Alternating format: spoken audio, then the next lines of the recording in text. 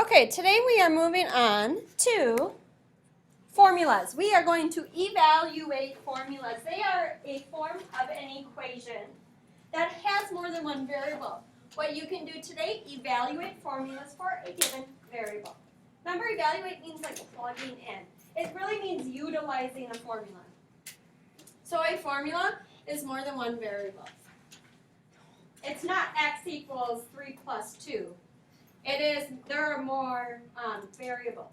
So like volume equals the area of the base times the height. There's 3 variables there. Perimeter is equal to 2 times the length of a parallelogram plus 2 times the width. There's 1, 2, 3 variables there. Area of a triangle is base times height divided by 2. So all these different formulas have more than one variable. Perimeter, I need you to know that you add around the shape. You're going to need to know that today. And you are going to need to know that evaluate means plug in. Okay? So formula, more than one variable. Perimeter, around. Evaluate, plug in. First one, distance formula. Use the formula D equals RT. Now let me just say that out loud. For the distance formula, distance is equal, I should write that, distance equals, let's write it, distance that you travel is equal to your rate. That means how fast you're traveling. Your rate times how long you're traveling, time. Distance equals rate times time. Now what you're going to notice is you're either going to multiply or divide. You're going to be given 2 and you're going to either multiply or divide. Make a little triangle. And then cut your triangle in half. Well, I mean, put a line through the middle. And then make it, well, it's like a T. You see, it's a T. And then the D goes on top. Distance is rate times time. And this is how you're going to know if you're going to divide or multiply. Okay? So, if your distance is 273 miles and your time is 9.75 hours, what was your speed? So I'm looking for R. So notice that I'm going to make my little triangle, DRT. And what do I need? What am I looking for? Which one am I missing? Tell me. Rate. I'm missing rate. So I cover up rate, and what do I actually do? Divide. Distance divided by time. So my rate is equal to your distance divided by your time. Oh yeah, this is a calculator here. So I'm going to punch this in. 273 divided by 9.75 is 28. Whoa. 28, and a rate means miles per hour. Now that stinks. Look at how long you traveled. 9 hours, almost 10 hours, going 28 miles an hour. That's a Sunday stroll. You're just trekking along. That's fun. So, okay, now look, I love this strategy. So distance, rate, time, the little triangle. And notice I made this little blue circle. If I wasn't on the iPad, what I do is draw the circle, maybe at the top of your homework, and I just use my finger to cover up what I'm looking for. So I have rate, and I have time. What am I missing? Distance. So what do I do then? Times them. See how they're next to each other? That's times. So my distance equals rate times time. 45 times 6. I'm going to use our properties from last unit.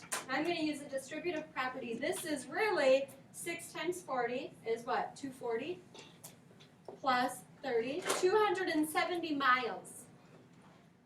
That's how far I traveled. Okay? So notice that my strategy is continuous, and you could even just go one big one, distance is rate times time. And then figure out which one you cover up. So I'm just going to have this here and use it as I need it.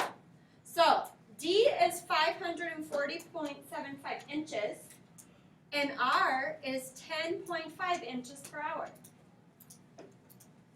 So what do I have? I have D and an R. What do I need? I need time. So I cover up time. So what do I need to do with them? I divide them. So my time equals 540.75 divided by 10.5. 540.75 divided by 10.5 is 51.5. 51.5, that's a 1.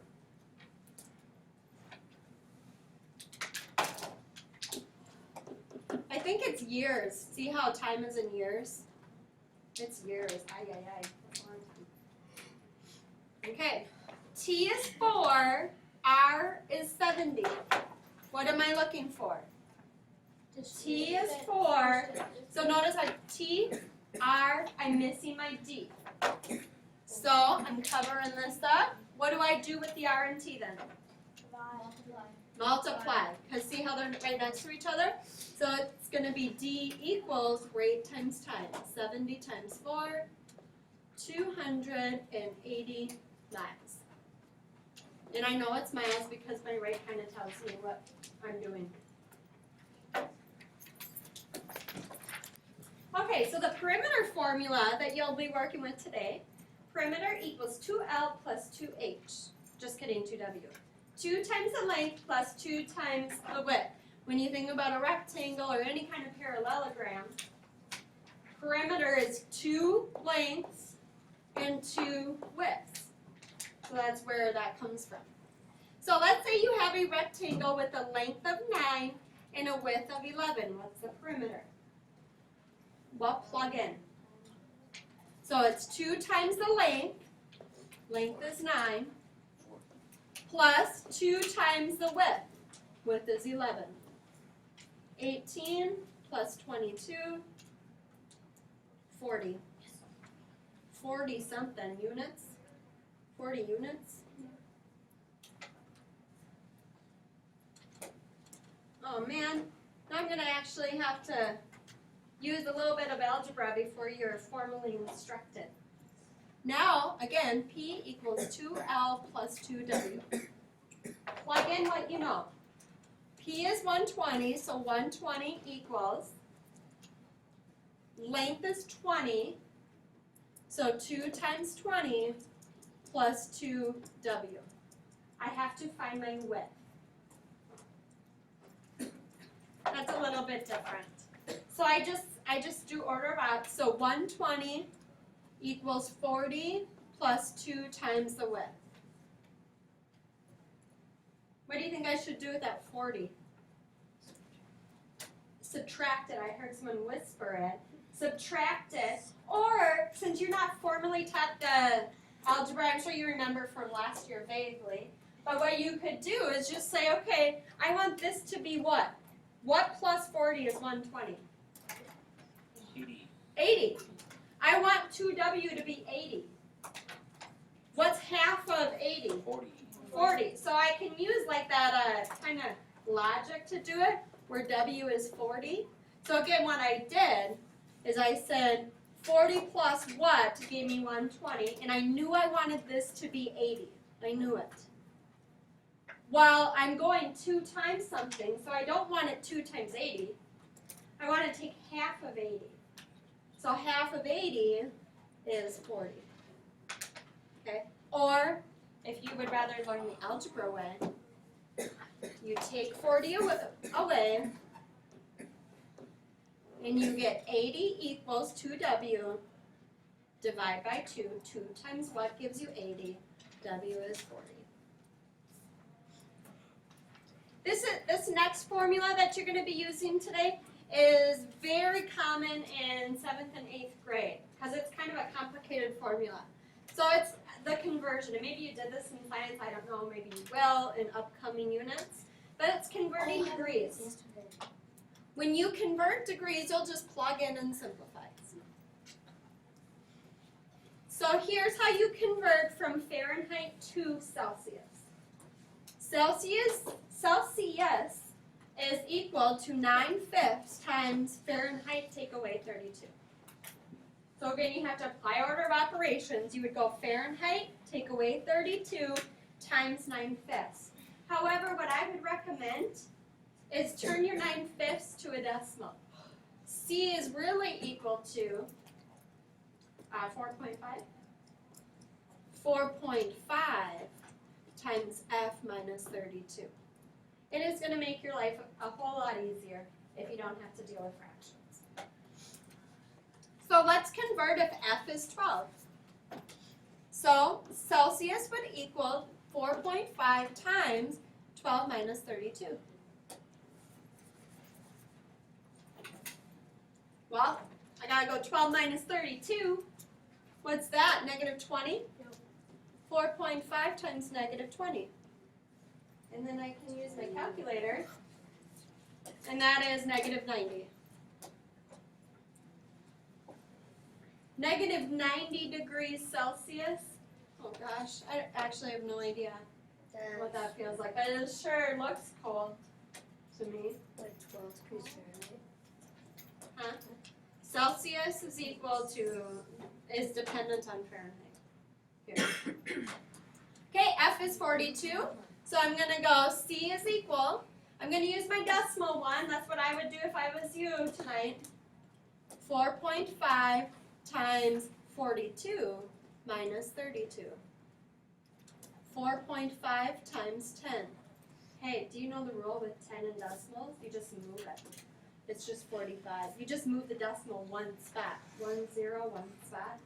If it was 100, it would be 2 spots. I love it. We'll go over that more. That's more scientific notation. And last one. C equals 4.5 times 2 minus 32. 4.5 times negative 30. And I get negative 135 degrees Celsius. It's coming. It's coming. Don't you worry. Don't you worry. Just kidding. I'm so dramatic. It's not going to be that cold. It's just going to feel that way.